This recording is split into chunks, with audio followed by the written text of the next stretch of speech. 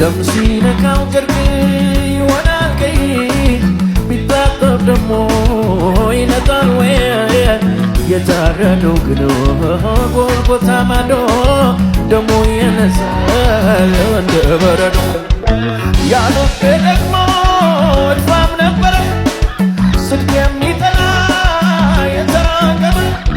ቤቱም አልቀማ ነበርኩ ገዳ በስጋው ንዶ የትውጥርገደ ካጎለ ከሃይማኖት ከመቃብር አወጣኝ ደግሞ እንደዘመር